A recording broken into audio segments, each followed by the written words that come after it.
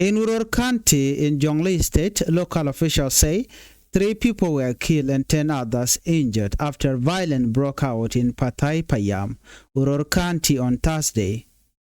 According to Majok Chop, the county information director, the problem began when a group of young men followed a cattle raid to recover a stolen cow. During the operation, one person was killed. When the group returned to Patai, they fired a gun in celebration. People in the market become afraid and confused. Shop said a woman in the market saw the gunfire and may have alerted a relative, which led to a fight. The situation quickly turned into a clash between 2 families,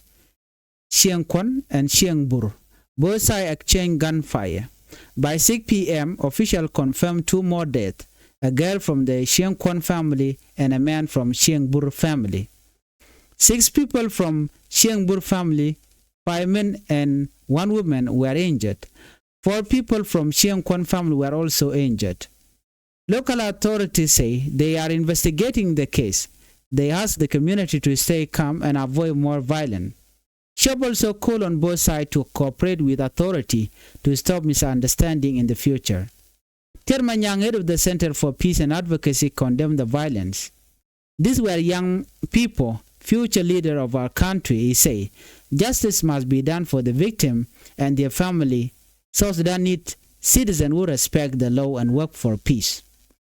Jolin korma gwasme bana roi kamanan shora lat kam Nuer Karodian so korme to kam Nuer jeremen chalin gwasme rega chitu gwasmi chala de chane dang jok shakanak kane dang welde shamu kabot gwan mi mocha te kane tin konti la ok la ken kabna kwal wachik ben bane de kwil ok ti kane it lan Nuer ke ngwane Nuer waken ke geng ne kene de konti la ok la ken bananang bukan ko gwas do dien chala do ne re wiku Nuer County ka Jonglei and wo chi local official chikala no ne jok shakanak ka shane dang wel chamu kabot wa dobran to kor ka je janane wa to gore wichin chal ka Patai Payam ko Nuer County ka shanka ngwan ka jok chit koroy mishalat won mishal ka Majok Shop ajen county information director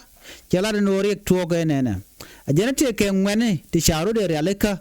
ken ngwan ro chikanok chikan ga bokwal lo chikanok chikan ga ben page gwadran chik ben bikanok ben page chuna kula ring korean wa meje to wa ka lo jok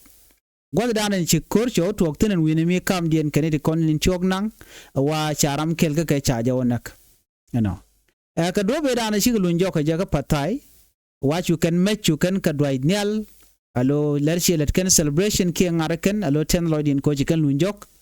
banere kona tega market gwadran and dwai ka metin ko wa chiko chicken mej bindoi ne wi gabaka wan gwas mo kolunien jok wa chu tega shekel mi shengoj je naw la ler no te ram chanak ram modong ram kel ka ki ram kel kan din kontin chaok chaka kwal ajene gwas mo chu bla do ne ajen chu sheg mo showo shega dana chi me cheka ne no dwai ka chuna chu jok che chi man che go la ler ka man chi tuok en gwas mo chu situation chu ro chu jaka mo do dien chu kor chu tuok en kor mo che chu tuk dul dangro en dor dan nyin kan dor dien dor mo chal ka Siang Kon ken Siang ken de te gwa kel ki tieka wan gwad mo chu kan me chu kan chu gwal alo nyin ka mech reg mo to ka tabakel ke 6 pm chu official chicken mission mo official tin kontre which will me chicken la kanene dangro shiga liu jenne nyamkel nye Siang Kon la Siang Kon family ka wutkel wa wut Siang Bur family ramadan chawonak dortong mi kan gwadan betin kanalat ki gwadan chikur jo tokten bat chekel chanak ke nyamkel chanak kene wutkel ran Siang Kon ken ram do dien ka Siang Bur an gwada moni ere kormo ko cha kor midit ka chama cha dwech chalare wo shane dang bakel chamu ka board ka Siang Bur family ka shane ti chop ko dich ne chop bakel chamu ka bone ti chop di ko ken wane dich ke wuni ramkel shik wane ton ken kon chamu ka board ne dang wan wa ke ne ti la Siang Kon family alo ka Siang Kon ne ti chamu ka board jen me jag na ko ba ngaje no shane ti chop ko wel chamu ka board gwadan ti ko je tokten cha chine kon la local leader shi garo je long ne kon la kwarno de do badan to kor ke je de je gwich ano ko to ga de kam no rekorodian no tiga community ko de rodien palpin ko shi kan de kor ke jo ran shalat ke je ko kor ya kor midit kor mu shone ko de ne dog de lutin ka bane dang wel ba mu ke botre kor mo cha midit cha wuden la shal ke termanyang rami mo la Quer Center for Peace and Advocacy ke ramala roch ke kuimalka rewika Sudan wa che mishir da mo che de condemn ke chalar ngo chi chuong no de ngwane de karodi ni engage ka kor chit ka to ngwane wa ken ke future leader ki gane de der wa ni which ko dong de kan gore bu gor de nak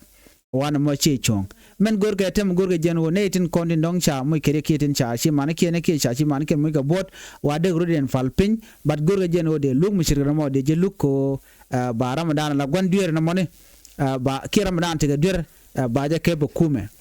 a jawling yene magwase me miji tok kanite ko lan nuere no nuere kam ne ken be jama che mengai kone te ka roj mi chala ne chala do ne wa chwer chara ne ale ka lo la kanok la ken ga page no ne ka nuere ka rodien bi ko be ken ga be page be ken ga nan ka chwer ko ken bi chwer bi ko nya ko pe gwadin be ken ga nan gwad ma lo chere mi e business ka ka mi chir ken me yer community mi che to go no so jen mi chanena la we tuk dole mi don ci kurche to kan teme then berne ti bi galarno en gada me gada so ngai kon were so very complicated and chante kon were mi che to kan teme don ramo chwer chaje lo na ne ko ken bineri ti bi ko kor bi kana kap kana ne ti ko cha gadien chaje nak gon mo gadien changwana che ka kwal che to wan che ka yarki che je che lat no ka balo goro wane ti wa ka ma ka kan gadien kan ka gwade dan le teacher den lot so na me karwa da kan wari gor jeno baje kapchon culture mu chirne me culture mu chodo lut ajala larga no bad culture baje dil woch ano ba kwala nuare ko chala do kene ke gangster ne kan kon nang tin nang kok ki ga de shadu en realika along ano de kan me rek mu chirne me de kan ale ne chang ba chi dor chalo chero da wutane je so rek mu chirne me to ko ror kanti dor shal ka patai payam chi local official chi kala do to ga en wale eno ka cha jandang rid bangwan ka pay badak ron kin dang raw wid jandang raw de det so gore jen wona na ko tin kon chal ka nuare de kon share by the way tin kon lat ko de kon ka gwi ko do me gwa mi beri bi non re dan de kon akep chung shit ko ne rami chi mi jeglat ka gan nuare ka gadu ki ga nen toto gore jen ram mo de jalat ke me jega dan chalat ci diari ni na tin waje lo ka ram mo chi mi jeg chalat na mo culture mo kon e culture mi be long tama ngai kona mutu ore dan konwer banje kapchong de banje kapchong ka madan karodan mo kon mo jewo kon nyire community ka dan o ko la do neme is enough so ti dial bika go but mo kon wiawo joram chimi jeglati ko ye father the family chire melero de mentame so jeka long so mi togane a mi shore lot mi goro baje kapchong anware anda manu ni chan ko nyak an wala chan ndang ro bangono pa dak ron kin dang ro jan dang ro de dich ani bana chong kwadama ban le jekka de rodien chu ja pel ro jeno bi video no kwat me bika chok bika check bi subscribe ka bi video no tin kon gi de gwich and then bika click so jen jodan go de nyaa kel beta mal ba pay